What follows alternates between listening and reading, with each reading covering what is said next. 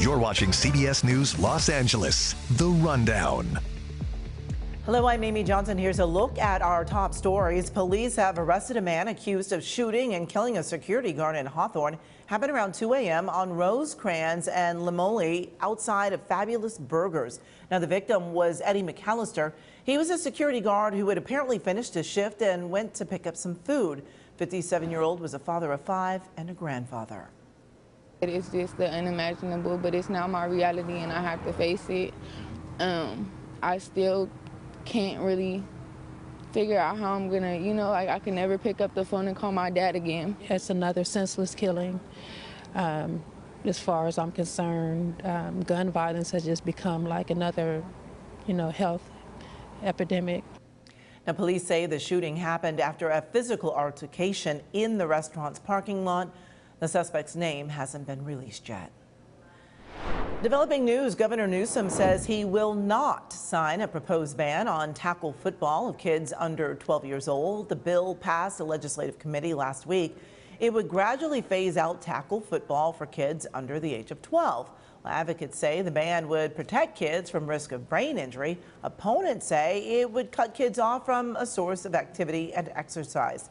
In a statement, Newsom says, in part, "I am deeply concerned about the health and safety of our young athletes, but an outright ban is not the answer." Today marks 30 years since the 1994 Northridge earthquake. KCAL News reporter Jasmine Veal is in Northridge with a look at its lasting impacts. I'm Jasmine Veal. I'm here walking the streets of Northridge right now.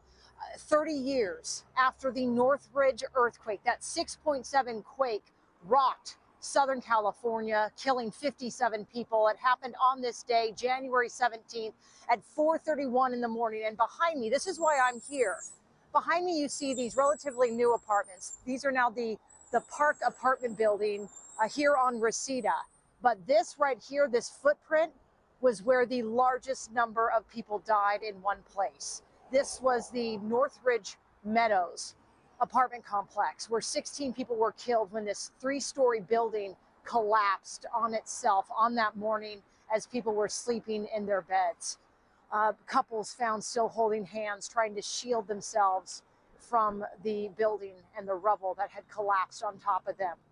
We were just a few blocks away at CSUN talking to Carmen Chandler, a reporter at the time, who covered the destruction, the devastation, those who were injured going to the hospital, what they saw. She also felt the shaking in her Studio City home. To this day, she still has some PTSD when a large truck will go by and kind of shake or rumble her home. She kind of relives that morning still 30 years later. We also are going to talk to a business owner of a deli whose business obviously still going strong, still standing, but what he remembers about that day as well. So again, you can see a brand new Park Ridge apartment building behind me, but this is just the site of the largest tragedy of again, the largest number of people killed during that earthquake at 16 right here in Northridge as people reflect, remember, and how they can better prepare for the next earthquake. All of that coming up on KCAL News. We'll see you then. All right, Jasmine, and ahead at 3, a closer look at what you need to know when it comes to earthquake insurance. All right, turning now to your weather, a cloudy and gloomy day across Southern California. We're still dealing with high pollution in the area, and we're also tracking wet weather ahead. KCAL News meteorologist Marina Jurica has your next weather. Marina.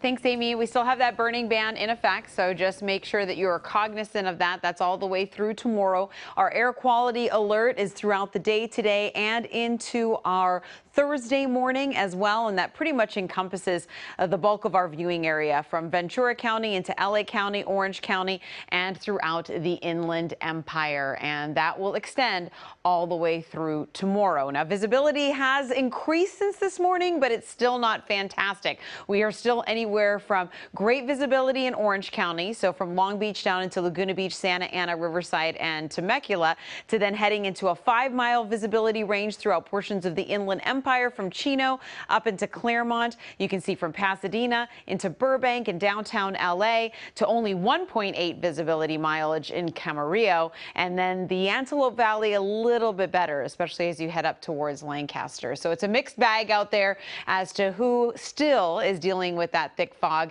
and where it's clearing just a bit. So currently in LA, we're looking at 61 degrees with pretty calm winds, which is nice. But as soon as this system starts to push in here, we are going to see some big benefits to our air quality, because that cold front will come and basically act as a sweeper, and it's going to sweep that bad air quality along with it as those winds pick up as we head towards the end of the week. But for now, temperatures in the upper 50s to low 60s as we head into this afternoon. Not a lot of sunshine out there, just a little bit here and there, and so that's not what is going to keep those temperatures a little bit warmer, and they were the last couple of days, which was nice. So 61 for the high in the beaches, 62 in the LA and OC Metro, 63 in the Valley.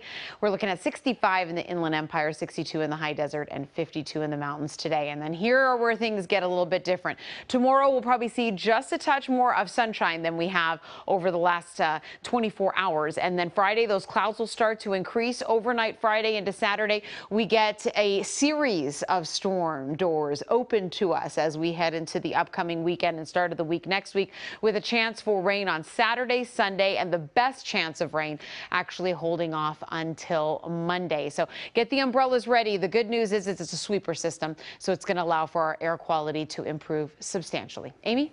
All right, Marina, thank you. Well, Samsung unveiled the latest version of its Galaxy smartphone in San Jose today. The Galaxy S24 series features enhanced artificial intelligence. It also includes higher resolution photo and video options. There's also an enhanced translation tool. The Galaxy S24 series offers real-time two-way call translations within the native call app. It'll support audio and text translations for up to 13 languages at launch. And it all happens right there on the device, keeping your phone calls private. Well, the new phones range in price from $800 to $1,300 and will be available in stores January 31st. Well, this has been CBS News Los Angeles, The Rundown. Thanks so much for joining us, and we'll be back live at 3 o'clock right here on CBS News Los Angeles.